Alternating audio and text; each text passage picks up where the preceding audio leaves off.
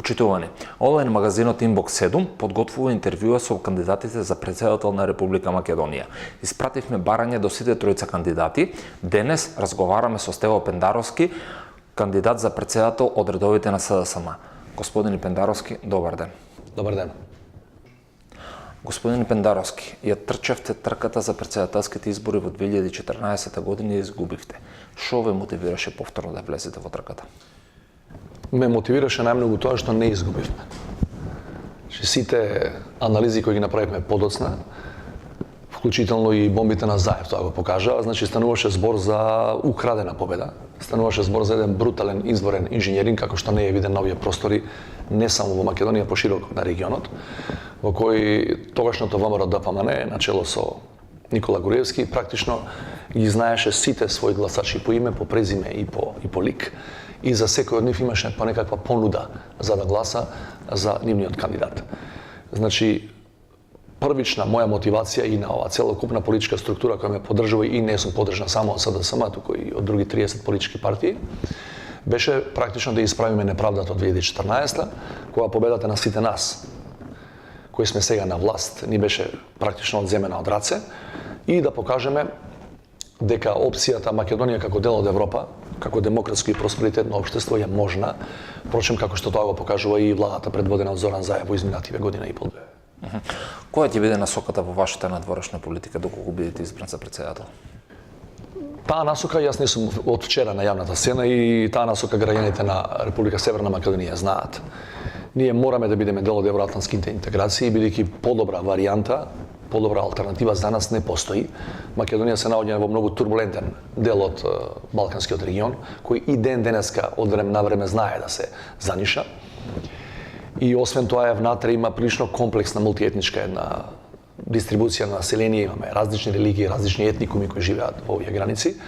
Најдобро имаме специфично обкружување исто така и најдобро за нас е да влеземе во тие организации и со тоа добиваме прво дефинитивна потврда за границите во кои живееме и добиваме порта, да речам, излезна за просперитетно општество, бидејќи стандардите кои владеат или важат со децении, па и со векови во западноевропските општества, се за сега, до сега најдобар проверен модел за развој на општество и не само мултиетничко, туку и моноетничко нека е, тоа се тие демократски стандарди и вредности во кои треба да веруваме и уште повеќе да ги применуваме, ако сакаме да исчекориме на секое враќање кон режим, секое враќање кон автократија, секое враќање кон недемократски системи може само да ја повлече Македонија назад и да предизвика недоволство кај големите конституенти во нашето општество. Кои ќе бидат вашите ставови или акции во делот на регионалната политика на Балканот? На праг сме на решавање на прашањето помеѓу Косово и Србија, таму се заговара некој размена на територии. Кој е вашиот став во овој дел? Ние направивме одлична работа, владата предводена од Заев направи одлична работа што ги затвори преостанатите две крупни прашања со нашите соседи. Со Бугарија договорот за добро соседство и околу името со Преспанскиот договор со Грција. Практично во овој момент Македонија нема крупно отворено прашање со ниту еден од своите 5 соседи. Тоа е предуслов не само за интеграциите, пошироки европски, евроатлантски, туку е предуслов и за мир во куќа, бидејќи го знаете нашето опкружување. Ова конкретно што ме прашувате, мене не ме бендисува. Јас дадов скоро изјава за еден странски медиум кој таа варијанта, која можеби не е доминантна во тие преговори, можеби не е единствена, сигурно, меѓутоа ја нареков најлошата идеја која сум ја чувал последниве десетина изгора години. Ако на Балканот некој почне повторно да размислува да преуредува граници, тоа е рецепт за војна. Не само во Македонија, него на целиот Балкан. Не случајно принципот кој беше применет од клучните меѓународни фактори во 90-тите и подоцна беше дека некогашните административни граници на Југославија сега треба да станат меѓудржавни граници. Дали е тоа праведно или не е? Тоа ќе оценат луѓето кои живеат во новонастанатите држави од Југославија и историчарите. И кој друг сака.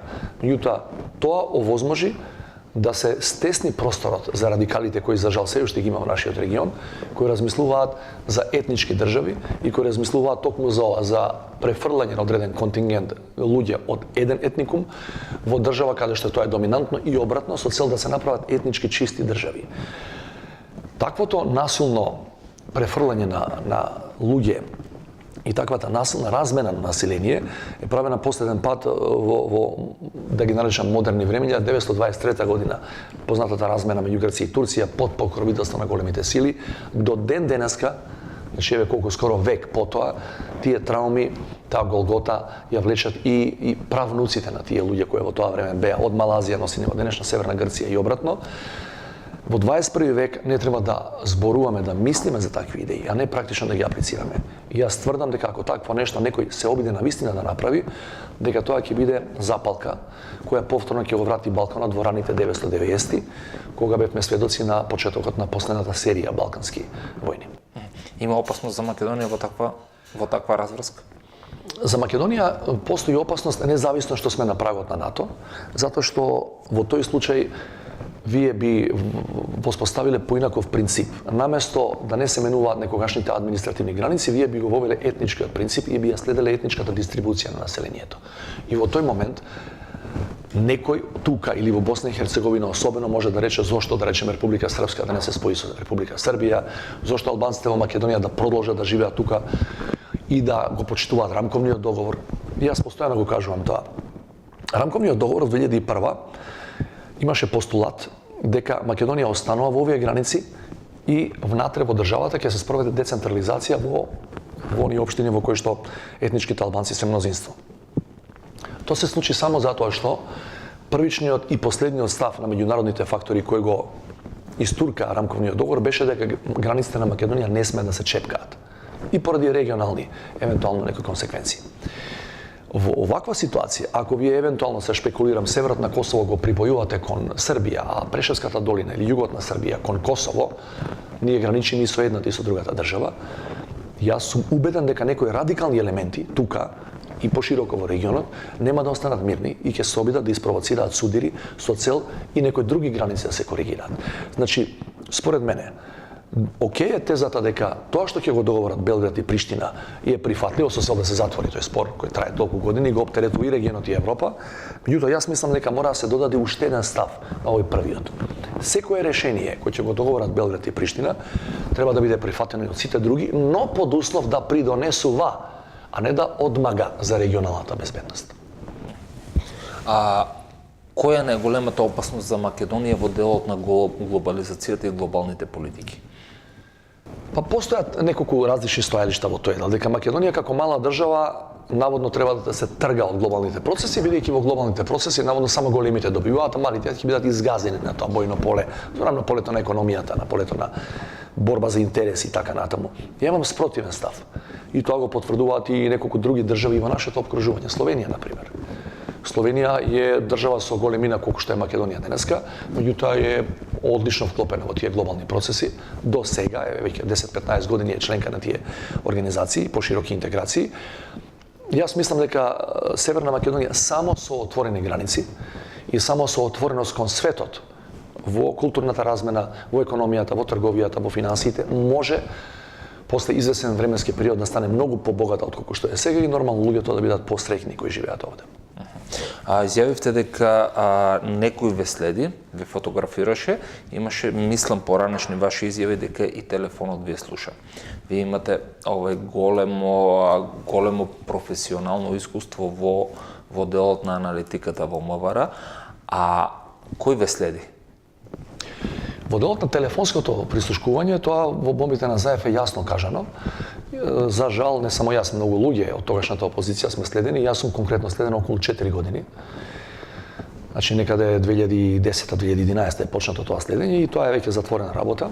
Си има специјална организација, односно институција за тие работи која го работи. Тој случај ние на времето, јас и другите во тоа време опозициони представници поднесовме еден вид колективна кривична пријава против, меѓутоа имаме неколку процеси кои се ја ги тера. Во овој другиот дел, мојата обврска како граѓанин ја исполнив. Пред неколку дена поднесов пријава на записник во СВР Скопје, околу тие неколку фотографии кои излегува од мене. И од тука натаму, мислам дека не треба понатаму да коментирам ништо, бидејќи се работи сега за процедура која МВР ја тера, ако има потреба и со други државни органи ќе соработува, меѓутоа тоа е нивно, оставам на професионалците кои неспорно ги има во огромен број во таа институција, дека знаат својата работа и ќе ја истуркаат, така што секој мој дополнителен коментар на таа тема може само да се толкува, особено од позицијата се на кандидат за претседател на државата, како некако вид на притисок. Не сакам тоа да го правам, имам висока почит и верба кон министерот за внатрешни работи и кон генерално таа структура на министерството, која не е она МВР која го знаеме од времето на Гордана Јанкуловска, него навистина многу професионалци се вратени на своите вистински места и тие си ја знаат својата работа. А вие бевте раководител на секторот за аналитика во МВР. Како оценувате делувањето моментално на руските, кинеските и иранските служби во земјава? Да ме прашавте тогаш, кога работев, тоа можев да ви кажам. Меѓутоа сега навистина немам увид од позиција на началник на управата за аналитика и истражување во тогашното МВР, бидејќи јас сум излезен од таа управа 98-та година, значи повеќе од 2 децении. Тој тип на информации ги немам. Изминативе 10 и кусур години бевме во опозиција и такви информации немам. Можев да се подпирам само на она што го имаат објавувано медиумите. Последната година денес сум координатор за НАТО, имам пристап до некакви до дел од тие информации. Меѓутоа, самата позиција во која сум и не сам официјален кандидат за претседател, туку и координатор за НАТО, дајка не почне кампањата, не ми дозволуваат јавно да коментирам сознанија кои ги имам добиено од оваа работно место. Мислам дека е јасно, оти во регионот постојат влијанија на големите сили, да ги наречам, и од исток и од запад. Јасно е дека имавме и немили настани, упад во парламент, понатаму протести поврзани со Преспанскиот договор. Таму имаше и разузнавачи во парламентот, излегува некој. Да, тоа сакам да кажам, значи видливо беше и за јавноста дека тука имаше и странски интереси за тоа што се случува во Македонија, па можеби и некакво по-оперативно делување на дел од тие разузнавачки или надворешни служби, меѓутоа тоа ќе го оставиме, колку што знам има процедура која е поведена пред јавното обвинителство и за тој случај, особено во врска со насилниот обидот за насилен упад во парламентот, не зборам за 27-ми, туку за протестите што беа пред парламентот по потпишување на Преспанскиот договор, и да оставиме надлежните органи пред со обвинителството и подосна судовите, ако дојде до таму, да ја завршат таа работа. Очекувате ли делување на тие странски служби, пошто некои колеги во регионот објавија активности на тие странски служби во делот на референдумот? Очекувате ли активности на странски служби за бојкот на претседателските избори сега? Не можам да направам проценка, бидејќи навистина немам увид во сознанијата кои надлежните служби ги имаат во таа смисла. Само сакам да ви кажам една политичка моја позиција која е дека бојкотот на претседателските избори евентуално од било која страна да дојде нема да врши работа. Че вие не можете да спречите оваа држава да има претседател ако не во овој термин, бидејќи нашиот устав вели ако се неуспешни изборите од тој аспект, се распишуваат веднаш нови избори. Значи за 2 месеци, за 3 имаме повторно избори, па трети, четврти, така натаму. Што не знам што би постигнат тие што евентуално за тоа размислуваат, што би добиле во политичка или во стратешка смисла. Инаку од аспект на делувањето на тие служби мислам дека е битно што Македонија е практично во предворието на НАТО. Ние сме де факто членка. Здравје Боже, очекуваме до крајот на оваа година евентуално почетокот на следната да станеме полноправна членка, кога ќе добиваме и помош целосна од нашите сојузници, останатите 29 држави членки на Алијансата и во оваа насока, така што мислам дека од сега натаму можеме само да очекуваме да спласнува тој интерес и евентуалното такво влијание на тие служби. Интереси секој пат ќе има, не само во Македонија, и во регионот. Регионот е крстосница, една од главните по која се влегува во Европа. Знаете, 2015 големиот мигрантски бран поминуваше токму по оваа рута Македонија, Србија и така натаму. Меѓутоа и логично е тие служби тоа име и работа да се интересираат за тоа што се случува во одредени региони од нивен интерес. Не гледам ништо спорно во тоа, меѓутоа не гледам навистина поголеми закани за Македонија од она што беше до пред 2 години, 3 години и така натаму. Кои се вашите политички идоли? Како кој претседател, например, сакате да бидете во Македонија и да ја смените во Македонија како... Мене ме прашаа али ми дадоа право да бирам од неколку имиња. Значи, ја немам политички идоли. И во животот генерално немам идоли. Таа идолатрија ми е секоја штуѓа. Мислам дека секој од нас треба да мисли со своја глава и секој да биде засебен, да биде индивидуа. Инаку, како ме прашувате од досегашните претседатели на државата, за кои мислам дека бил најблиску до таа позиција, тоа не е идеално се разбира, најблиску до позицијата граѓанин, председател на сите граѓани, или председател на држава кој бил почитуван од најголем дел од граѓаните, независно од верска и етничка или политичка припадност, тоа бил Глигоров во 90-тите. Иако слушаме сега, после многу години, луѓе кои паметуваат и тврдат дека тој требало поинаку да постапи во 90-тите. Јас мислам дека неговата улога, особено на надворешен политички план и особено во периодот на осамостојувањето, е практично без грешка во делот на стратешката насока. Членство во Обединетите нации, под кратенката, под референцата и сето она менаџирање со соседите и оној турбулентен временски период у раните 90-ти, кој имавме војна близко до нашите граници. Хрватска, Словенија, Хрватска, Босна, па и подоцна, бидејќи неговиот мандат завршува во 99-та и го опфаќа и бомбардирањето на Србија заради Косово. Така што во сето време ние бевме практично водени од еден искусен политичар кој знаеше кои се спецификите на државата и на регионот во кој живее и знаеше сето тоа да го изменажира на најдобар начин. Од денешен аспект пред изборите се плашите повеќе од Гордана Силјановска или од цензусот? Во принцип, мислам дека не само јас да не се правам се храбар пред камера, не се плашам практично од ништо. И мислам дека никој, ниту еден претендент за оваа функција не треба да се плаши од ништо, нема потреба. Македонија е сосема поинаква држава од она што беше до пред 2-3 години. Сакам да верувам дека ниту едната, ниту другата работа не се закана за демократскиот процес. За професорката Силјановска сум сигурен дека не е закана за демократскиот процес. Незините ставови се диаметрално спротивни од моите, меѓутоа тоа е демократски. Секој да си каже што мисли и не гледам дека тоа што кажуваат такви ставови дека може за државата да биде лошо. Нека ги каже своите ставови, а во делот на цензусот ви реков, мислам дека секој граѓанин на земјава знае дека ова институција просто мора да има свој прв човек и дека како што мора да имате влада, мора да имате конституирано собрание, така треба да имате и председател и не врши работа, да повторам, тоа ако сега не излезете во доволен број или правите организиран бојкот како што беше за време на референдумот. Во 2014 година го пријавувате истиот имот. Универзитетски професор со југо, со стан заеднички со сопругата, мислам дека и вашата сопруга е универзитетски професор. Да. За 5 години двајца универзитетски професори не успеа да заштедат нешто повеќе? За жал не. Значи целиот свој живот и јас и сопругата живееме од плата. Платите на универзитетските професори не се толку високи како што некои луѓе мислат. И жалосно е, веројатно за генерално стопанството, економијата во која живееме со децении во оваа транзиција, ако кажам дека мојата плата како координатор за НАТО е многу повисока од професорската плата и моја и на сопругата. Колкава е платата за координатор, таа е јавна така? 68.000 денари. Координатор за НАТО и слична во некој мала сума, во некоја мала разлика беше мојата пратеничка плата претходната година. Инаку универзитет зависи на кој универзитет сте. Приватен, државен, се разбери на кој оддел, меѓутоа не е тајна, ако кажеме, од прилика бидејќи ја работев на приватен универзитет, да не ми замерат газдите, че мојата плата никогаш не била поголема или била негде околу 40.000 денари, така што мојата сопруга слично, зборувам за години наназад и од тие плати, тоа се убави плати за македонски услови, меѓутоа не може да купувате кули и градови да градите или да купувате хеликоптери и авиони. Може да ни опишете на кратко вашата политичка кариера цело, мислам, од почетоците до сега. Пошто мислам дека малку имаме податоци за... Ако зборувате за професионален дел. Професионалниот дел можеме да го опишам, ако сакате политички, тоа е прилично доцна. Инаку професионално можеме накусо.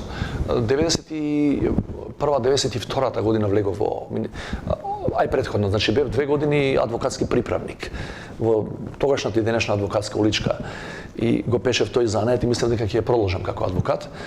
Меѓутоа 91-та излезе конкурс, се двоевме од Југославија, излезе конкурс за прием на високостручни кадри во практично неограничен број во тогашното МВР. И јас се пријавив, почнав да работам исто во управата за аналитика и истражување од самиот почеток, во јавната безбедност. Има некакви шпекулации дека сум, не знам, работел во УДБА и така натаму. Во моите 10 години во МВР во 90-тите никогаш не сум работел во државната, туку цело време во јавната безбедност, значи тоа е аналитика при јавна безбедност.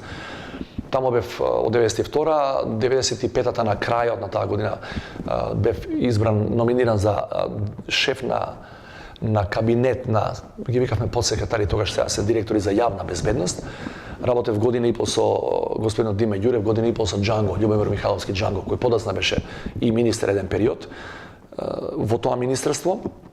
2001 година, во јуни месец, се префрлам во кабинетот на тогашниот председател Борис Трајковски и практично го менувам Никола Димитров, кој замина за наш амбасадор во Вашингтон, во САД.